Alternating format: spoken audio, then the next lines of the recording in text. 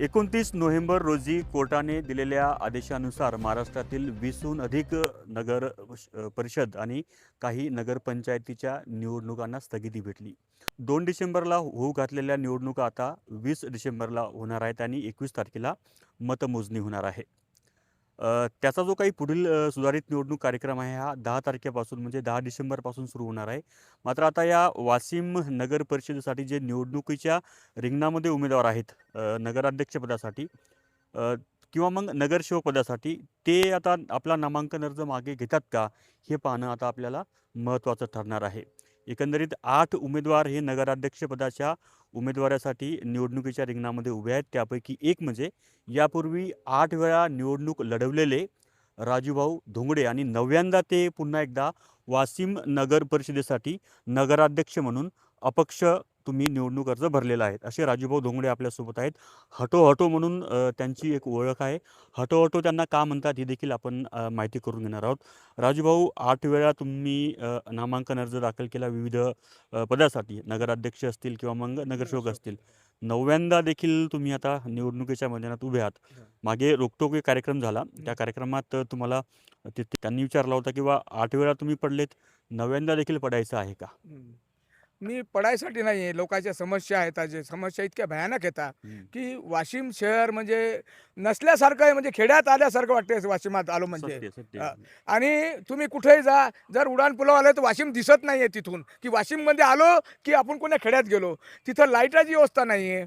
काळवटीची स्मशानभूमी आहे, तिथं मेलेला जर एखादा जर व्यक्ती असेल तिथं जाऊ शकत नाही.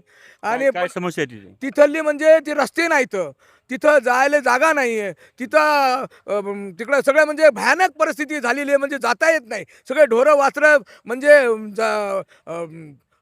काय म्हणतात त्याला, जंगली शॉपमध्ये ते डुकरं वगैरे तिथं राहतात. म्हणजे ही भयानक परिस्थिती जे वाशिमची आज जे करून ठेवलेली आहे, ही कोणत्याही नगराध्यक्षाने तिकडे लक्ष घातलेलं नाही आहे. आणि मावरेशीले पाणी नाही आहे, रस्ते नाही आहे, समस्या तर अनेक आहेत. अनेक आहे समस्या. तुम्ही असं काहीतरी सांगितलं होतं की प्रचार करता करता मी गवळीपुऱ्यामध्ये प्रचाराला गेलो होतो. मी प्रचाराला काजीपट्टी गेलो, गवळीपुरा गेलो. तर गवळीपुऱ्याला गेलो असता तिथं वाजले होते 7. तिथं मी पडलो. तिथं असं भयानक पडलो ते प्रचार करता करता की मी पॉम्पलेट दिलं आणि मी रफपणे पडलो, ते रस्ता नसल्यामुळं मला जाता नाही आलं. म्हणजे रस्त्यावर पडलो मी. रस्त्यावर नाली तर नाहीच आहे, तिथं रस्ताच नाही आहे तिथं. म्हणजे अशी भयानक परिस्थिती आहे तिथली की जाता येत नाही त्या गवळीपुऱ्यात. कोणाच्या घरी कुठून जावं हे म्हणजे लक्षात येत नाही. राजूभाऊ, 12 बलुतेदाराचं आपण नेतृत्व करता जिल्हाध्यक्ष हो, म्हणून. जिल्हाध्यक्ष म्हणून. या 12 बलुतेदाराचे जे काही समाज आहेत आपले, हो, यांचा मग तुम्हाला पाठिंबा असेल ना? बिलकुल असेलच ना. हम्म. मी असेल का आहे? आहे. आणि माननीय श्री दळे साहेब, कल्याणजी दळे साहेब, 12 बलुतेदाराचे महाराष्ट्राचे अध्यक्ष आहेत. त्यानं मला उमेदवारी दिलेली आहे. त्यानं सांगितलं आहे की आपण 12 बलुतेदार तर्फे राहा म्हणून. आम्हाला असं कळलं होतं की आता 10 तारीख मागे घेण्याची आहे किंवा राजूभाऊ मागे जाणार आहेत, असं काही खरं आहे काय? अरे बिलकुल माझ्या रक्तात नाही आहे ते मागं घेण्याचं. आणि मी 8 वेळेस जर पराजित झालो, हे काय घेणार हो? हे कोणाची ताकद आहे का मला म्हणायची बी की मी आज जनतेकडे जाणार हो? हे यायचं काय? यायले कोण भीते? मी भिवून घेऊन अशी उमेदवारी दाखल केली नाही आहे. मी लढणार. आणि 12 बलुतेदार संघ बी माझ्या संघ आहे, जनताही माझ्या संघ आहे आणि मित्र कंपनी माझ्या संघ आहे. तुमचं नाव हटो हटो म्हणून लोक तुम्हाला ओळखतात. तुमची जी प्रचाराचे जे काही तुमचे पॉम्पलेट आहेत त्याच्यावर देखील तुम्ही हटो हटो केलं. त्या हटो हटोचा उगम झाला कसा काय? मला 40 वर्षात कोणाच पक्षानं उमेदवारी दिली नसल्यामुळं मला हटोहटो केलं त्यानं.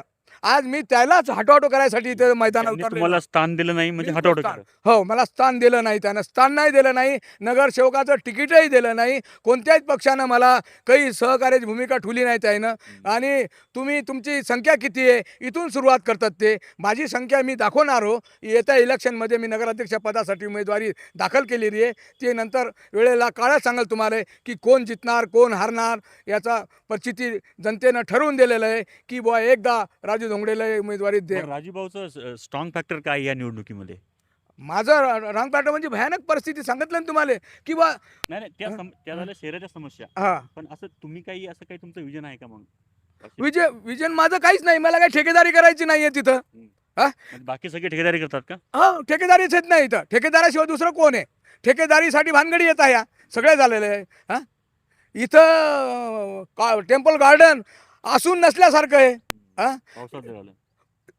बरसातीमध्ये आग लागली त्याला, म्हणजे हे कोण लावते आग हेच काय कळालं नाही आता लोक, आणि न उलगणारं कोडं येते. म्हणजे तुम्ही तुमचा अर्ज कायम ठेवणार. कायम ठेवणार, ठीक आहे. लढणार. तर हे होते राजूभाऊ धोंगडे उर्फ हाटो ऑटो म्हणून ज्यांची ओळख आहे थोडंसं अशा 10 तारखेला जरी निवडणूक जे काही नामांकन अर्ज आहेत मागे घेण्याची तारीख असली तरी राजूभाऊंनी लढण्याचा निर्धार केलेला आहे आणि ते का पडले, हाटो ऑटो नाव त्यांना कसं पडलं या मागची पार्श्वभूमी त्यांनी सांगितलेली आहे.